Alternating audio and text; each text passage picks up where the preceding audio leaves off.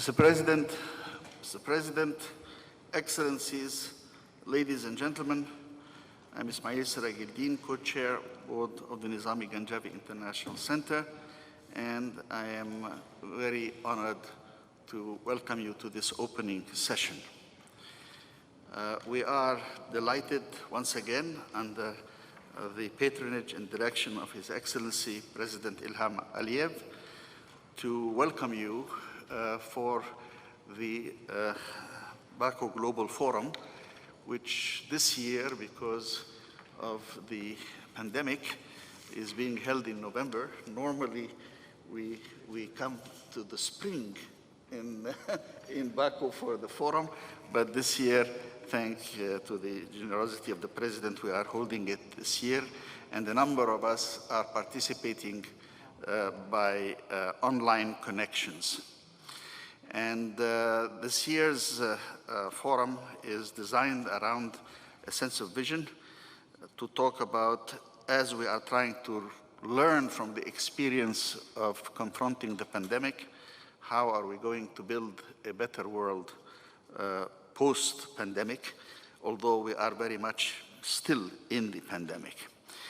And we will have many other occasions to discuss things whereby we will confront the wrongs that need resistance and the rights that need assistance, and look at the future in the distance and give ourselves to such tasks. A wonderful word from a great lady in the 19th century who fought for women's rights. So to look in this direction, we need vision, and it gives me great pleasure and honor to introduce our leader, a man and leader of vision, a man of passion and compassion and caring, President Ilham Aliev, President of the Republic of Azerbaijan. Mr. President, we are all anxious to hear you.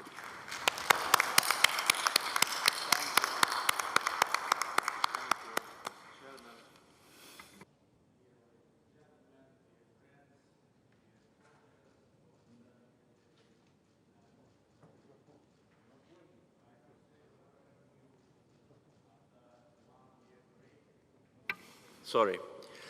Dear friends, dear ladies and gentlemen, dear co-chairs of Nizami Ganjavi International Center, dear participants, I welcome all of you, and I'd like to express gratitude to you for being with us when we were discussing with co-chairs of the center about the annual Global Baku Forum of 2021. We could not even imagine that there'll be such a broad presentation here in Baku. So this demonstrates, first of all, that the situation with COVID is getting better, and second, of course, demonstrates that you pay very big importance to this event, because in fact, Baku Global Forum transformed into one of the leading platforms to address urgent and important issues of global politics. First of all, I'd like to express gratitude to the co-chairs of NGIC, Madam President Vicky Freiberger, Mr. Sirageldin, for their outstanding leadership of the center.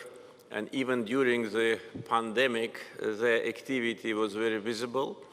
And it's due to their leadership and commitment to center and its ideals. The center transformed into, as I said, one of the leading international institutions. Also, I'd like to express gratitude to members of board for their contribution, and also to permanent members and permanent participants. As we discussed yesterday with the members of board, it's like a big family and a friendly family. And I think this is one of the reasons for success.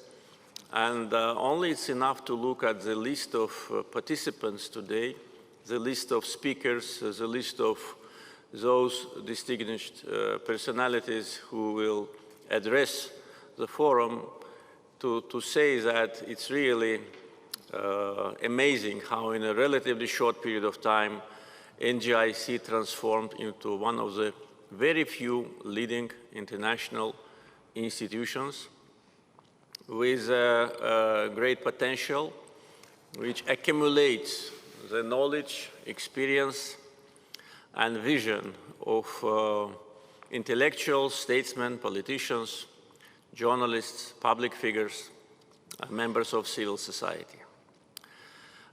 So today's Global Baku Forum will address urgent issues which are on the agenda, but prior to addressing those issues, I'd like to say that we're also very glad to see that yesterday I was presented with 2 books devoted to Nizami, whose 880th anniversary we are celebrating this year. And according to my presidential decree, this year in Azerbaijan was declared the year of Nizami in commemoration of our great Azerbaijani poet. The agenda of the forum is very broad, but I'd like to touch upon several issues.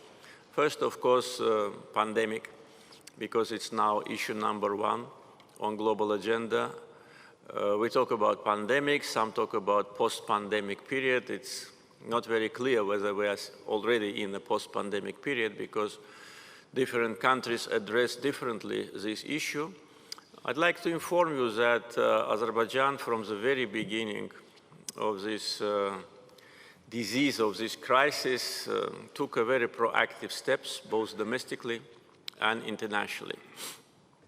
We started vaccination on the 18th January this year, one of the first countries in the region.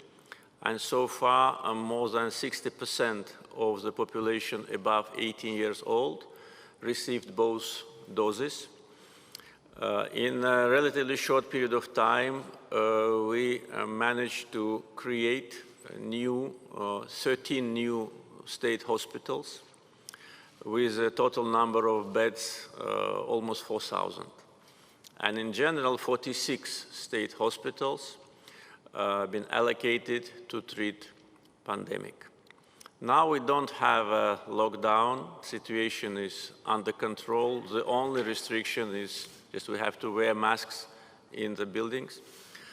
And hopefully we will be able to keep the situation under control. At the same time, we took serious measures in order to ease the burden of the lockdowns which we had before. And we provided for 2020-2021 a social economic support package for those who lost jobs, for those who suffered from these lockdowns. And the total cost of the package is $2.9 billion. This money was financed from our state budget, and we will continue to do it because we need to ease the burden of the people who found themselves in an absolutely new situation. We are using mainly 2 vaccines, Sinovac and Pfizer, and as I said, level of vaccination is high, and this is of course due to the state policy. At the same time, I'd like also to mention that we are very happy to see that our population is very responsible, and vaccination is not forceful. And we do not have any anti-vaccination campaigns or even any anti-vaccination trends. The people of Azerbaijan realize the importance of vaccination, and it makes our job much easier. On global scale, Azerbaijan also took very active steps in its capacity as a current chair of Turkish-speaking countries' Cooperation Council and Non-Aligned Movement. Last year, we initiated 2 summits of both institutions in April and May, particularly addressing COVID. And at the summit of Non-Aligned Movement, we launched an initiative to hold UN General Assembly special session on COVID, which was supported by absolute majority of the international community, and this special session took place on the 3rd and 4th December last year. So that was our contribution to addressing the global issue. At the same time, we launched the initiative in United Nations Human Rights Council with respect to equal and universal access to vaccine and fair distribution of vaccines.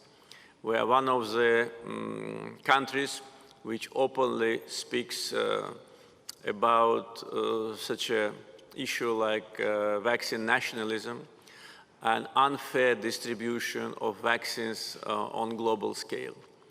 Some countries already had, third vaccination plans and implement these plans. Some countries still have very low percentage of vaccinated people. Therefore, we need to address this issue in order to create equal opportunities. At the same time, I'd like to say that based on our initiative, the database for COVID treatment which has been established with our participation is used by World Health Organization, I mean in the countries of non-aligned movement, which also makes it easier to plan and to prognose their support. In the capacity as a chair of non-aligned movement, we provided financial and humanitarian support to more than 30 countries. And we provided free of charge doses of vaccine to several countries. At the same time, we made a voluntary donation to World Health Organization to support poor countries worth $10 million US dollars. So these are the steps which we've undertaken on global scale. And again, unification of efforts of international community and of course, responsible approach of the leading countries of the world will help to cope with this disease. Another issue which I would like to raise today is the issue which I was raising at every Baku Global Forum since the first until the last. During all these previous 7 fora, I raised the issue of conflict between Azerbaijan and Armenia. And today, I'd like to say that the conflict is resolved. Azerbaijan resolved the conflict itself.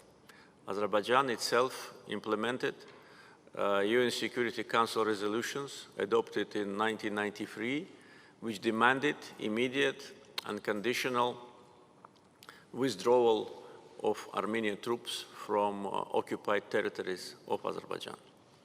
Unfortunately, these resolutions remained on paper for 27 years and probably would have remained on paper for another 27 years if Azerbaijan did not itself restore its territorial integrity using the Chapter 51 of UN Charter, which provides the right for self-defense, using international legal framework, because not only UN Security Council, but other leading international institutions adopted similar resolutions and decisions with respect to the occupation of Azerbaijani territories. United Nations General Assembly, OSCE, Non-Aligned Movement, Islamic Cooperation Organization, European Parliament, Parliamentary Assembly of the Council of Europe adopted in different times similar decisions and resolutions with respect to the conflict, which were fully in line with what we have done last year, liberating our territories. Unfortunately, Armenia was trying only to seal the status quo,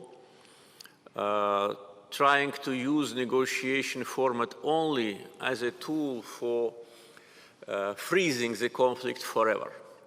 And if in previous years Armenian leadership was pretending that they're willing to work within the framework of OSCE Minsk Group to find the resolution of the conflict, which provided liberation of occupied territories, last couple of years, Armenian leadership already openly was announcing that they are not going to give any centimeter of occupied territories back.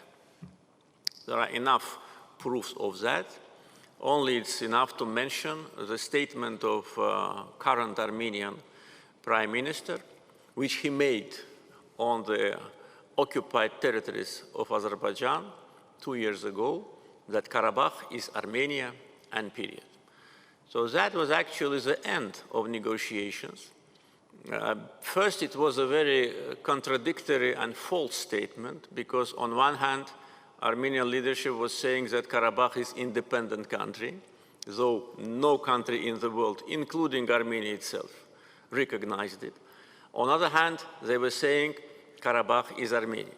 So this contradiction actually demonstrates the contradictory policy of Armenia, which led to this miserable defeat which they suffered last year. So this kind of statement actually put an end to any negotiations. And I can say that the Minsk Group co-chairs, according to my impression, were also surprised and embarrassed with this statement, because there was nothing left for them to do. Another statement was made by then Defense Minister of Armenia, who was openly threatening Azerbaijan, saying that Armenia is preparing for new war, for new territories, an open threat to occupy more territories of Azerbaijan. But unfortunately, international community, including OSCE Minsk Group co-chairs, was silent. There was no condemnation, there was no even a message saying that these kind of statements are inappropriate. So many other statements and acts which Armenian leadership have undertaken were aimed at provoking Azerbaijan. I can mention the so-called inauguration of the so-called self-proclaimed quasi-president of separatist unit in Shusha, which was an open insult to the feelings of Azerbaijanis. I can also say about the decision of Armenia to transfer the so-called parliament of the separatists from Khankendi to Shusha, another insult of the feelings of Azerbaijanis. And the Armenian leadership should have understood that they are not in a position to insult the feelings of our people. Every patience has a limit.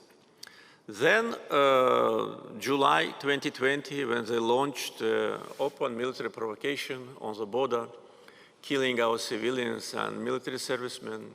August 2020, when they sent the sabotage group to commit acts of terror, which was neutralized. And of course, September, when they started to shell the peaceful citizen villages of Azerbaijan. Second Karabakh War, which we call the Patriotic War, lasted 44 days and ended in total defeat of Armenian army. And Armenia was forced to accept our terms and conditions. During the first days of the war, I was saying that we are ready to stop when Armenian Prime Minister gives me a date of the withdrawal from occupied territories. It took Armenian leadership almost 7,000 victims and 44 days to understand that they are now in absolute disaster. And on the night from 9 to 10th November, Armenia signed the Capitulation Act, and the war ended. And we kept our word. As soon as they gave us a timetable of withdrawal of remaining occupied territories, the war stopped. And in 4 days' time, people of Azerbaijan will celebrate the first anniversary of our historical victory. What we've seen on the liberated territories is total devastation.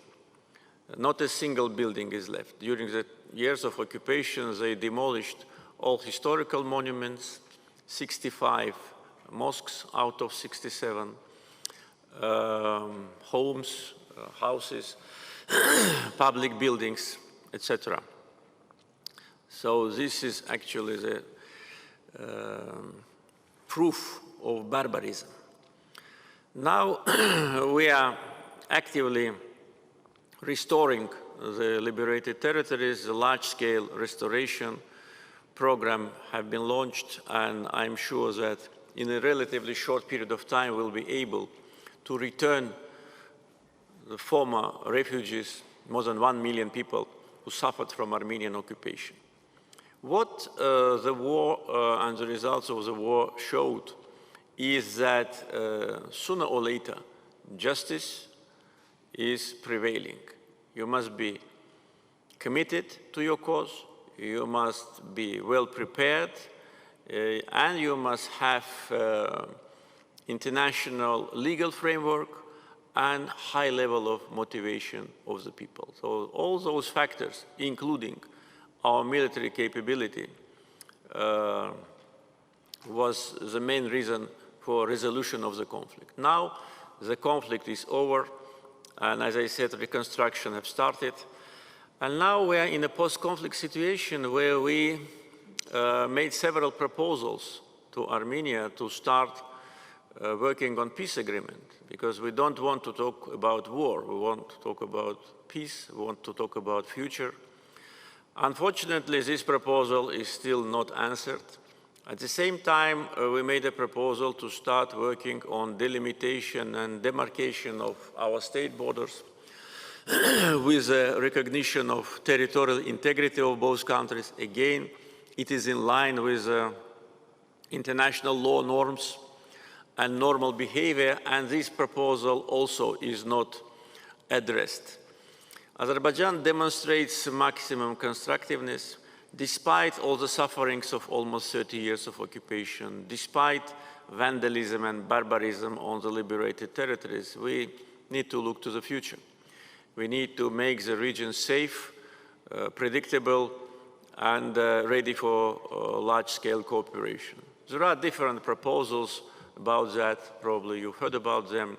But I think that everything will depend on Armenia's position, because our position is absolutely clear. Today, once again, I say that we are ready to start peace talks, we are ready to work on peace agreement, we are ready to turn the page, we are ready to start border delimitation. But you will see that there will be no answer from Armenia.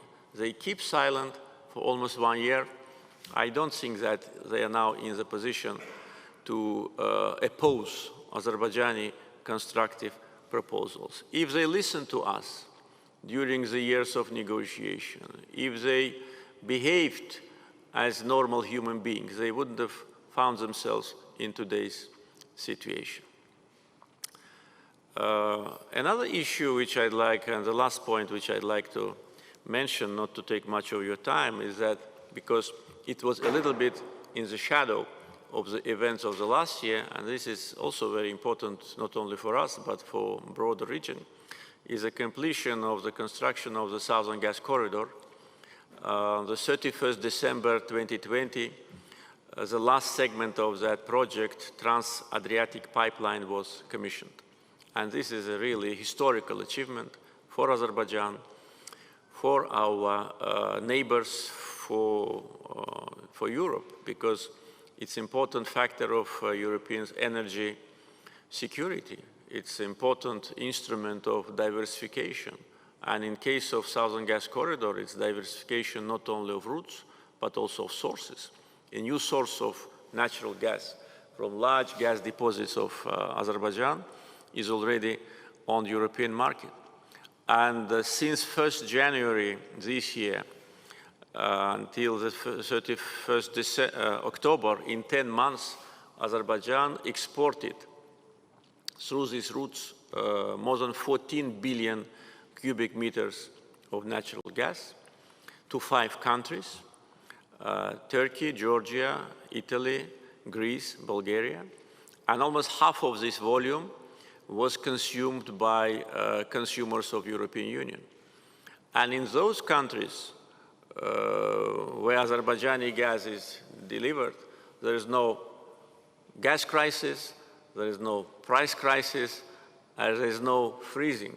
So this demonstrates that Southern Gas Corridor is really a project of energy security of Europe. And Azerbaijan, as a responsible country, as a producer and exporter now not only of oil but natural gas, will play in the future a very important role in the energy security issues. Saying that, I'd like to conclude my remarks, again, not to take much of your time, once again expressing gratitude to you for being with us and wishing the forum success. Thank you.